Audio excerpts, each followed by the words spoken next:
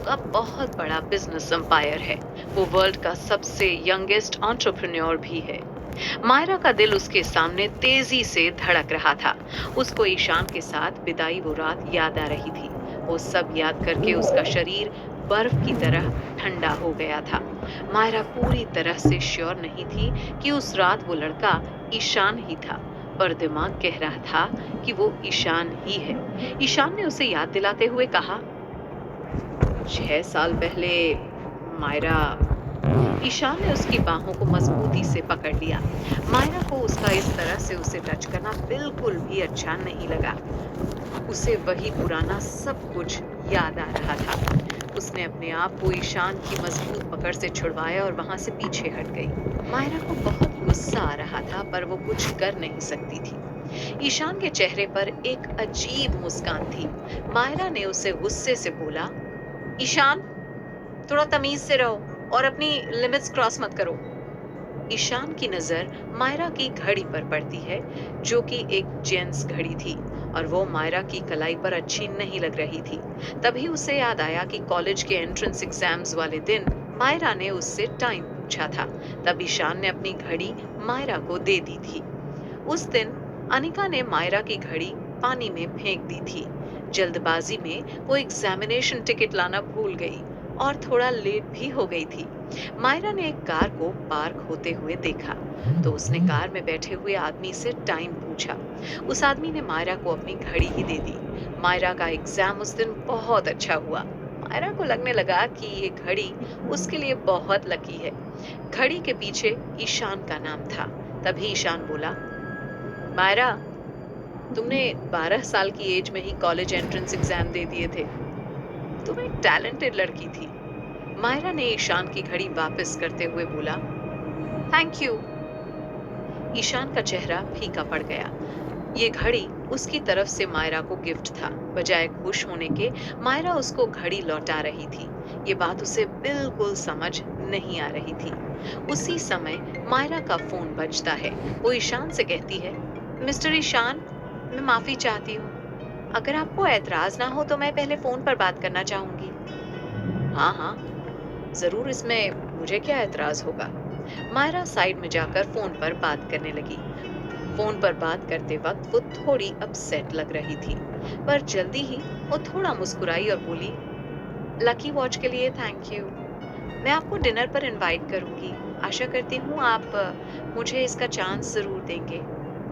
अभी क्यों नहीं, अभी लंच टाइम है, अभी चलते हैं। मायरा ने थोड़ा परेशान होकर कहा, "अ, मेरी मम्मी ने मुझे किसी ब्लाइंड डेट पर जाने के लिए कहा है, तो अभी तो मुझे वहां जाना पड़ेगा। ईशान ने बोला, ओह, मैच मेकिंग टाइम, हाँ? चलो, मैं भी तुम्हारे साथ चलता हूँ। मायरा के पास उसे नहीं कहने का कोई बहाना नहीं था। उसने ईशान को भी अपने साथ आने दिया।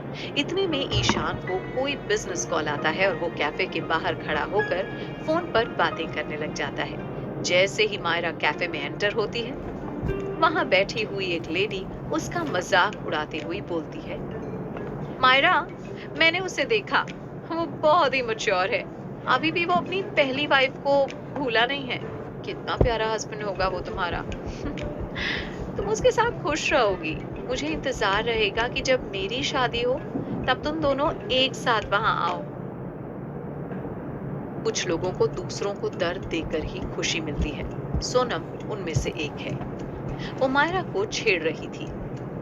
कुछ देर मायरा को परेशान करने के बाद वो मायरा की स्टेप मॉम दामिनी जोशी से कानों में धीरे से बोलती है, आंटी, आप मायरा को कितना प्यार करती हैं, जबकि वो आपकी खुद की बेटी नहीं है। मुझे भी आपके जैसे डाउट हुआ जब मुझे पता चला कि उसकी शादी से पहले एक बच्चा है। आपने मेरी कजिन के लिए जिसे पसंद किया है, उसको देखकर मुझे अच्छा लगा। वो आदमी मायरा के लिए बेस्ट है। प्लीज मेरी शादी में आप सभी साथ में आना, हाँ? जब सोनम वहां से चली जाती है तो दामिनी मायरा को डांटते हुए कहती है, तुम्हारे स्कैंडल ने सब बर्बाद कर दिया।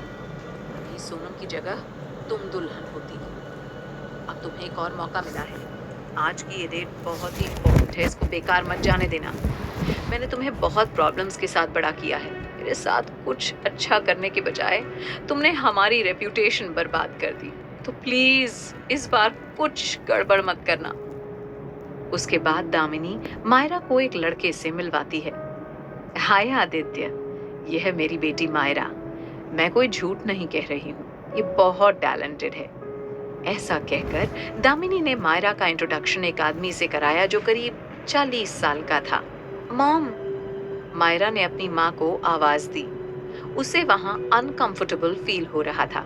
मायरा को लग रहा था कि ये सब एक डेट की बजाय एक डील है। दामिनी ने धीरे से मायरा की बाहों पर पिंच किया और आदित्य से बोली, मुझ पर विश्वास करो, मायरा तुम्हारे लिए एक अच्छी वाइफ साबित होगी। आदित्य को मायरा अच्छी लग रही थी, वो उसे बहुत सुंदर लग रही थी। उसने दामिनी को एक चेक पकड़ाते हुए कहा, इसको मेरी तरफ से एक छोटा सा गिफ्ट माने। अब मुझे और इनको अकेले में थोड़ा वक्त गुजारने दें, जिससे हम दोनों एक दूसरे को समझ सकें। दामिनी ने चेक को खुशी से लेते हुए कहा, थैंक यू आदित्य, तुम बहुत ही अच्छे हो। आशा करती हूँ कि मेरी बेटी और तुम साथ में खुश रहोगे। साथ में एक छोटा बच्चा तुम्हारी खुशियों को डबल कर देगा। दामिनी के वहां से जाने के बाद मायरा को आदित्य के सामने बैठना पड़ा। इससे पहले कि वो थोड़ा रिलैक्स होती, उसे अपने लैप पर कोई टच सा महसूस हुआ। उसने अपना सिर ऊपर किया और आदित्य को देखा। उसके होठों पर एक अजीब सी मुस्कान थी। मायरा को गुस्सा आ रहा था। वो उठकर वहां से जाने के लिए तैयार हो गई। आदित्य ने उसे रोकते हुए कहा, अरे रुको, मैंने तुम्हारे लिए रुपए दिए हैं, तुम्हें यहाँ से जाने की इतनी भी क्या जल्दी है? मुझे चैलेंज मत करो, मैं बहुत देर तक अच्छे होने का नाटक नहीं कर सकता। मायरा जोर से चिल्लाते हुए बोली, आदित्य, अपनी औकात में रहो। बिजनेस फील्ड में तुम्हारा बहुत नाम है, लोगों के बीच इस तरीके से गलत हरकत मत करो। ये सब सुनकर आदित्य को अचानक से याद आया कि वो इस समय कहाँ पर है। वो मायरा को हाथ पकड़कर कैफे के बाहर ले गया और बोला, चलो होटल चलकर टाइम एंजॉय करते हैं। मायरा ने उससे बचने की बहुत कोशिश की, पर आदित्य ने उसका हाथ इतना टाइट पकड़ा था कि वो अपने आप को छुड़ा नहीं पा रही थी। वो उसको पास ही एक होटल में खींचकर ले जाता है। मायरा ने ईशान को खोजने की बहुत कोशिश की। जब उसे ईशान की बहुत ज्यादा जरूरत है, तब पता नहीं वो कहाँ चला गया। आदित्य जब उसे खींचकर एलिवेटर की तरफ ले जा रहा था, तभी वो चिल्लाई, आह! आह! मुझे बचाओ! आह! आदित्य चीखा, ये मेरी है, कोई भी मेरे रास्ते में आने की कोशिश मत करना। अपनी जॉब को खतरे में देखकर कोई भी वेटर उसकी हेल्प के लिए आगे नहीं आता है। आदित्य मायरा को रूम में धक्का देता है। मायरा को समझ में नहीं आता कि अभी इस समय उसके खुद के अलावा और कोई दूसरा उसकी हेल्प नहीं कर सकता। वो तुरंत ही टेबल पर रखे हुए वाज को उठाती है और आदित्य के सिर पर तेजी से मारती है।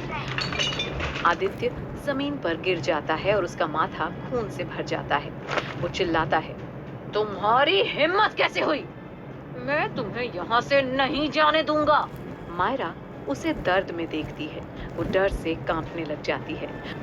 उसी समय गेट को बाहर से धक्के मारकर कोई खोलता है। मायरा का फेस पीला पड़ जाता है। उसके हाथ में टूटा हुआ वाज होता है, जो कि उसने आदित्य से बचाव के लिए ले रखा होता है।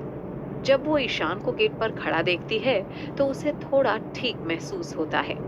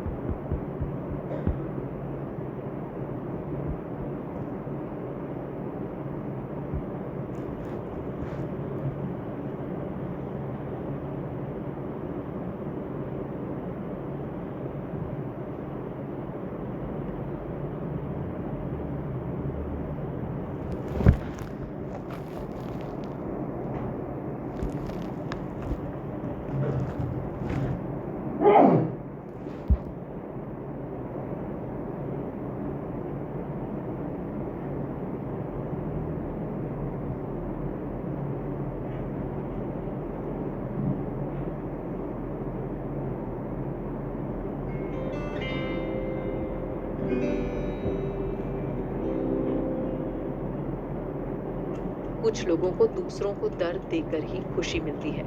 सोनम उनमें से एक है। वो मायरा को छेड़ रही थी। कुछ देर मायरा को परेशान करने के बाद वो मायरा की स्टेप मॉम दामिनी जोशी से कानों में धीरे से बोलती है, आंटी, आप मायरा को कितना प्यार करती हैं, जबकि वो आपकी खुद की बेटी नहीं है। मुझे भी आपके जैसे डाउट हुआ जब मुझे पता चला कि उसकी शादी से पहले एक बच्चा है। आपने मेरी कजिन के लिए जिसे पसंद किया है, उसको देखकर मुझे अच्छा लगा। वो आदमी मायरा के लिए बेस्ट है। प्लीज मेरी शादी में आप सभी साथ में आना, हाँ। जब सोनम वहां से चली जाती है तो दामिनी मायरा को डांटते हुए कहती है, तुम्हारे स्कैंडल ने सब बर्बाद कर दिया। अभी सोनम की जगह तुम दुल्हन होती। अब तुम्हें एक और मौका मिला है। आज की ये डेट बहुत ही इंपॉर्टेंट है, इसको बेकार मत जाने देना। मैंने तुम्हें बहुत प्रॉब्लम्स के साथ बड़ा किया है। मेरे साथ कुछ अच्छा करने के बजाय तुमने हमारी रेप्यूटेशन बर्बाद कर दी। तो प्लीज इस बार कुछ गड़बड़ मत करना। उसके बाद दामिनी मायरा को एक लड़के से मिलवाती है। हाय आदित्य, यह है मेरी बेटी मायरा। मैं कोई झूठ नहीं कह रही हूँ, ये बहुत टैलेंटेड है। ऐसा कहकर दामिनी ने मायरा का इंट्रोडक्शन एक आदमी से कराया जो करीब 40 साल का था। मॉम, मायरा ने अपनी माँ को आवाज दी। उसे वहां अनकंफर्टेबल फील हो रहा था। मायरा को लग रहा था कि ये सब एक डेट की बजाय एक डील है। दामिनी ने धीरे से मायरा की बाहों पर पिंच किया और आदित्य से बोली, मुझ पर विश्वास करो, मायरा तुम्हारे लिए एक अच्छी वाइफ साबित होगी। आदित्य को मायरा अच्छी लग रही थी। वो उसे बहुत सुंदर लग रही थी। उसने दामिनी को एक चेक पकड़ाते हुए कहा, इसको मेरी तरफ से एक छोटा सा गिफ्ट माने। अब मुझे और इनको अकेले में थोड़ा वक्त गुजारने दें, जिससे हम दोनों एक दूसरे को समझ सकें।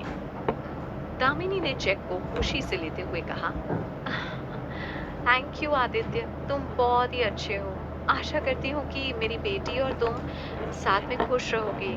साथ में एक छोटा बच्चा तुम्हारी खुशियों को डबल कर देगा। दामिनी के वहां से जाने के बाद मायरा को आदित्य के सामने बैठना पड़ा। इससे पहले कि वो थोड़ा रिलैक्स होती, उसे अपने लैप पर कोई टच सा महसूस हुआ। उसने अपना सिर ऊपर किया और आदित्य को देखा। उसके होठों पर एक अजीब सी मुस्कान थी। मायरा को गुस्सा आ रहा था। वो उठकर वहां से जाने के लिए तैयार हो गई। आदित्य ने उसे रोकते हुए कहा, अरे रुको, मैंने तुम्हारे लिए रुपए दिए हैं। तुम्हें यहाँ से जाने की इतनी भी क्या जल्दी है? मुझे चैलेंज मत करो, मैं बहुत देर तक अच्छे होने का नाटक नहीं कर सकता। मायरा जोर से चिल्लाते हुए बोली, आदित्य, अपनी औकात में रहो। बिजनेस फील्ड में तुम्हारा बहुत नाम है। लोगों के बीच इस तरीके से गलत हरकत मत करो। ये सब सुनकर आदित्य को अचानक से याद आया कि वो इस समय कहाँ पर है। वो मायरा को हाथ पकड़कर कैफे के बाहर ले गया और बोला, चलो होटल चलकर टाइम एंजॉय करते हैं। मायरा ने उससे बचने की बहुत कोशिश की, पर आदित्य ने उसका हाथ इतना टाइट पकड़ा था कि वो अपने आप को छुड़ा नहीं पा रही थी। वो उसको पास ही एक होटल में खींचकर ले जाता है। मायरा ने ईशान को खोजने की बहुत कोशिश की। जब उसे ईशान की बहुत ज्यादा जरूरत है तब पता नहीं वो कहाँ चला गया। आदित्य जब उसे खींचकर एलिवेटर की तरफ ले जा रहा था तभी वो चिल्लाई, आह! आह! मुझे बचाओ! आह! आदित्य चीखा, ये मेरी है, कोई भी मेरे रास्ते में आने की कोशिश मत करना। अपनी जॉब को खतरे में देखकर कोई भी वेटर उसकी हेल्प के लिए आगे नहीं आता है। आदित्य मायरा को रूम में धक्का देता है। मायरा को समझ में नहीं आता कि अभी इस समय उसके खुद के अलावा और कोई दूसरा उसकी हेल्प नहीं कर सकता। वो तुरंत ही टेबल पर रखे हुए वाज को उठाती है और आदित्य के सिर पर तेजी से मारती है। आदित्य जमीन पर गिर जाता है और उसका माथा खून से भर जाता है। वो चिल्लाता है, तुम्हारी हिम्मत कैसे हुई? मैं तुम्हें यहाँ से नहीं जाने दूंगा। मायरा उसे दर्द में देखती है। वो डर से कांपने लग जाती है। उसी समय गेट को बाहर से धक्के मारकर कोई खोलता है। मायरा का फेस पीला पड़ जाता है। उसके हाथ में टूटा हुआ वाज होता है जो कि उसने आदित्य से बचाव के लिए ले रखा होता है। जब वो ईशान को गेट पर खड़ा देखती है तो उसे थोड़ा ठीक महसूस होता है।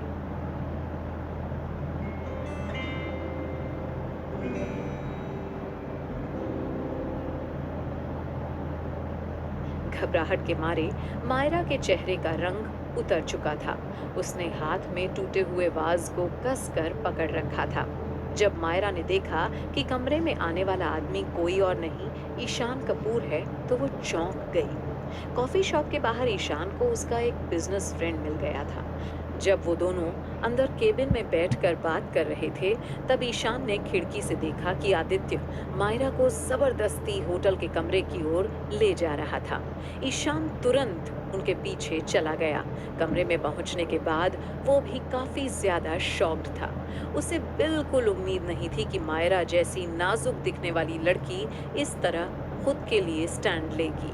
उसके कपड़े फटे हुए थे जिससे ब्लैक कलर की ब्रा स्ट्रैप नजर आ रही थी। ब्लैक कलर उसकी स्नो वाइट स्किन पे काफी निखर के दिखाई दे रहा था। मिस मायरा, वाज को नीचे रख दो, ईशान ने धीमे से कहा। मायरा अभी भी काफी डरी हुई थी। जब उसने ईशान की आवाज सुनी तो अचानक से उसके हाथ कांप उठे और वो वाज नीचे गिर के टूट गया। कहीं आदित्य मर तो नहीं गया? मायरा के माइंड में सबसे पहले यही ख्याल आया। अगर आदित्य को कुछ भी हुआ तो मायरा के ऊपर मर्डर करने के चार्जेस लग जाएंगे। फिर उसके बच्चों का क्या होगा? ईशान ने तुरंत अपना कोट उतारा और मायरा की बॉडी को ढक दिया। फिर नीचे झुककर उसने आदित्य के गले पर उंगली रखी और पल्स चेक की। दूसरे हाथ से उसने अपना फोन निकाला और पहले इमरजेंसी हेल्पलाइन को कॉल किया, फिर होटल के मैनेजर को। आदित्य सिंह को तुरंत हॉस्पिटल ले जाया गया और होटल वालों ने इस बात का ध्यान रखा कि मीडिया में ये खबर न फैले। मायरा की बेचैनी शांत होने का नाम ही नहीं ले रही थी। उसकी पूरी बॉडी कांप रही थी। चलो यहाँ से, ईशान ने अजीब तरीके से कहा। मायरा चुपचाप खड़ी हुई और वीआईपी एरिया से होते हुए होटल से बाहर निकल गई। वहां से निकलने के बाद मायरा ईशान को उसका कोट वापस करना चाहती थी, पर ईशान ने साफ मना कर दिया। अभी कोट पहने रखो। मायरा के पास उसकी बात मानने के अलावा कोई चारा नहीं था। मायरा खुद की हरकत पर काफी हैरान थी। उसने आदित्य सिंह जैसे बड़े बिजनेसमैन के सिर पर वाज दे मारा था। उसके छोटे छोटे बच्चे हैं, वो इतनी लापरवाह कैसे हो सकती है? सॉरी, पर हमें आज का डिनर कैंसिल करना पड़ेगा, मायरा ने धीमी सी आवाज में कहा। या फिर कैसा रहेगा कि आगे से हम रोज साथ में डिनर कर पाए? ईशान की बातों से उसके इरादे साफ थे। मायरा के चेहरे पर कंफ्यूज सा लुक बन गया। आखिर में ईशान ने अपने मन की बात कह डाली। मैं तुमसे शादी करना चाहता हूँ। बाहर सूरज की हल्की सी धूप जब ईशान पर पड़ी तो उसकी बॉडी चमक उठी। सच में मायरा ने आज तक उसके जितना हैंडसम और परफेक्ट लड़का नहीं देखा था। मायरा ईशान को निहारे जा रही थी कि उसके ध्यान में आया, शादी? ऐसा कभी नहीं हो सकता।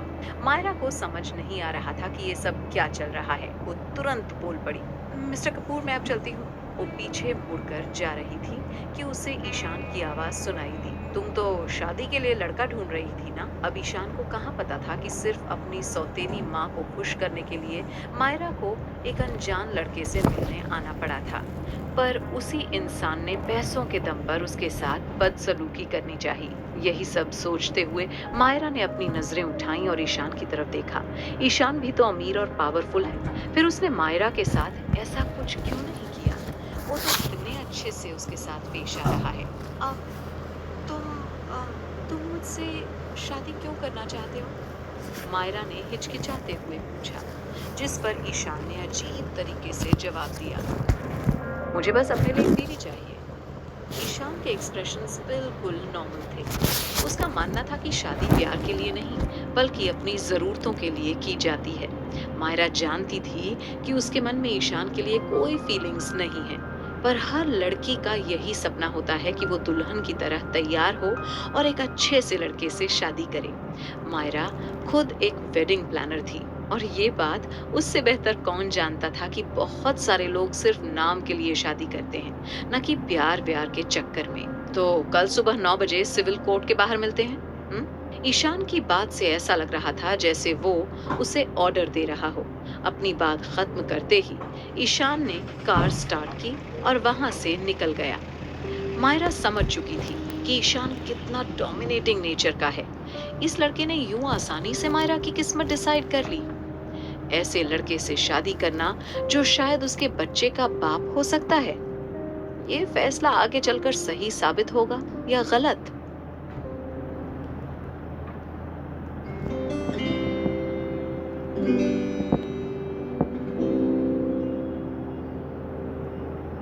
मायरा घर वापस आ गई।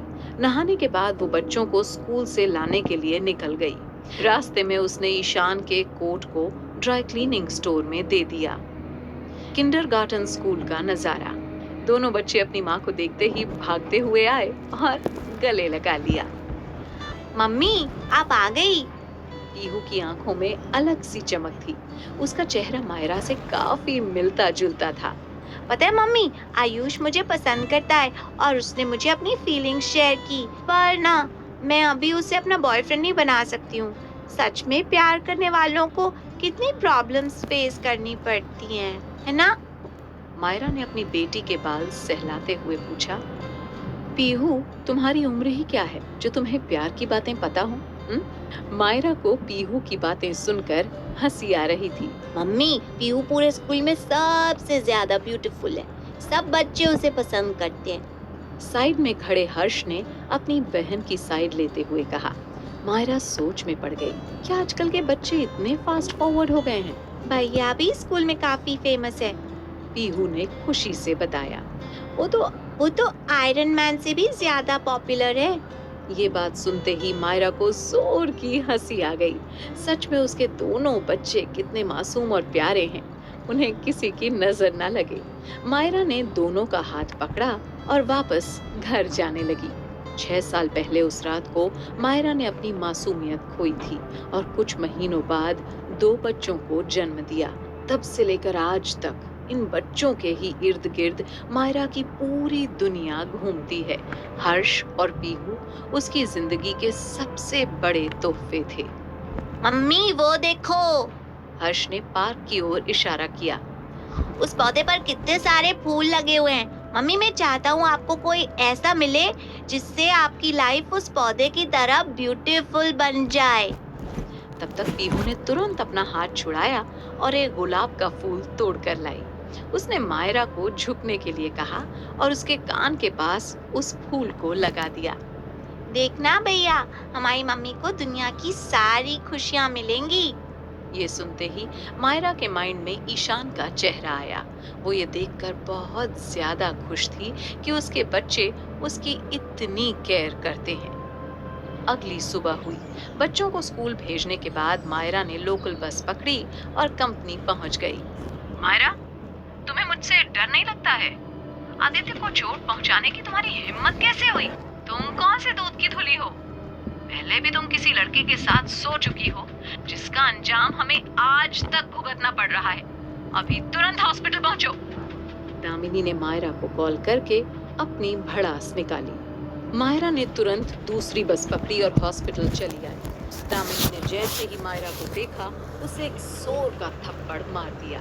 तुम्हारे